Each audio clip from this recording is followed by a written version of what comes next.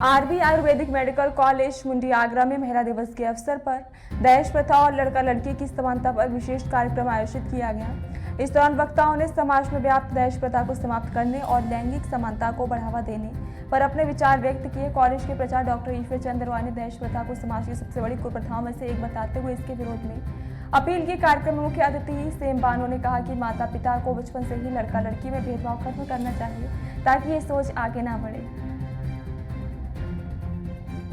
Madam, आप अपना परिचय देते हुए बताएं कि आज महाविद्यालय में क्या कार्यक्रम हो रहा है। I am doctor Maya, RB Ayurvedic college में प्रोफेसर के रूप में कार्यरत हूँ। आज हम आरबी आयुर्वेदिक कॉलेज में अंतर्राष्ट्रीय महिला दिनोत्सव मनाया गया। मैं कहना चाहती हूँ, मैं अपना संदेश देना चाहती हूँ कि महिलाओं में एकता होनी चाहिए, एकजुट होकर काम करने चाहिए, तभी हम देश को आगे बढ़ा सकते हैं।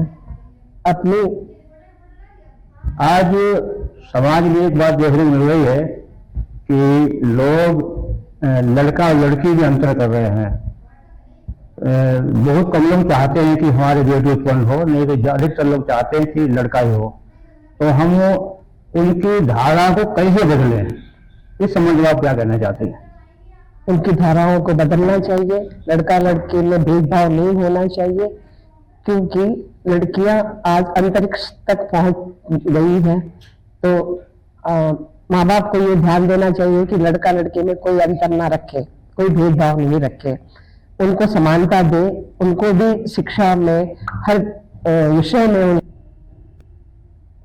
आप अपना परिचय देते हुए बताएं कि आपके महाविद्यालय में आज क्या प्रोग्राम है। नमस्कार, मैं doctor Ishwar Chandra Rai, principal RB ayurvedic medical college Agra.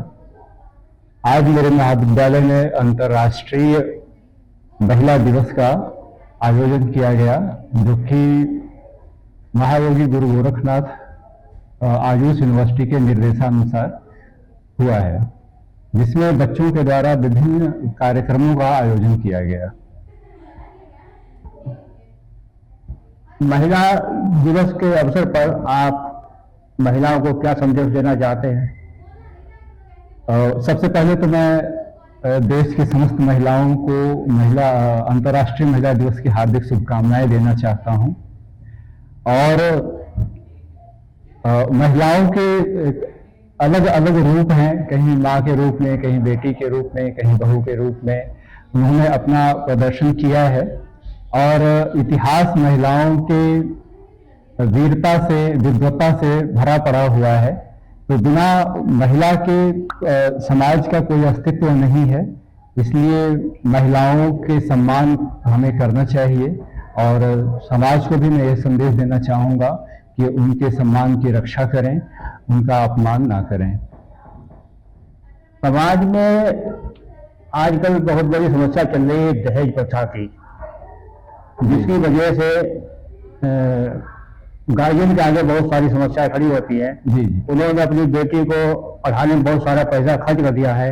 जब शादी का समय आता है तो दहेज मांगा जाता है, तो वो दहेज देने में असमर्थ हो जाते हैं, और कई बार तो शादी भी टूट जाती है। तो दहेज के बारे में आप क्या कहना चाहते हैं? जी, इसके बारे में तो मैं यही कहना चाहूँगा कि दहेज एक कुप्रथा है और इसे खत्म भी होना चाहिए। और माता पिता से मैं इतना ही आग्रह करना चाहूँगा कि अपनी बेटियों को ऐसी शिक्षा दें। और कभी भी ऐसा फील ही नहीं आने दिया कि हमारी लाइफ में पढ़ाई की कमी है या उनके लाइफ में एक बेटे की कमी है। और मेरी पहली बहन की शादी मेरे बचपन में ही हो गई थी, when I was in 8th standard. और फिर उसके बाद मेरी दूसरी सिस्टर जो अपना टीचिंग की प्रिपरेशन कर रही थी, और सडनली उनको ऊपर वाले ने अपने पास बुलाया। इस कार्यक्रम में आपको बतौर मुख्य अतिथि के रूप में बुलाया गया है जी। और आप महिलाओं को क्या संदेश देना चाहती हो? संदेश यही देना चाहती हूँ कि इसकी वो बुनियाद बचपन से दी जाती है। जैसे हमारे यहाँ मानते हैं कि माँ की गोद ही बच्चे का मदरसा होता है, पहला मदरसा होता है, पहला स्कूल होता है। तो पेरेंट्स को भी डिस्क्रिमिनेशन या बायसनेस फीलिंग बच्चों में आने नहीं देनी चाहिए। एक बगीचा भी कभी अच्छा बनता है जब माली उसमें कोई डिस्क्रिमिनेशन नहीं करता कि वो फल वाले पौधे पे ज्यादा ध्यान दे और फूल वाले पौधे पे या दवाई वाले पौधे पे कम ध्यान दे। वो इक्वली ध्यान देता है, तभी एक बगीचा सुंदर और खूबसूरत लगता है। इसी तरह पेरेंट्स की भी जिम्मेदारी बचपन से ही है कि वो अपने बच्चों के अंदर डिस्क्रिमिनेशन की फीलिंग ना आने दे और बेटे को भी उतना ही चांस दे या उतना ही लगाव से पाले जैसे वही बेटे को पालते हैं, उनको चांस देते हैं। मैडम, आप अपना परिचय देते हुए बताएं कि आज महाविद्यालय में क्या कार्यक्रम हो रहा है।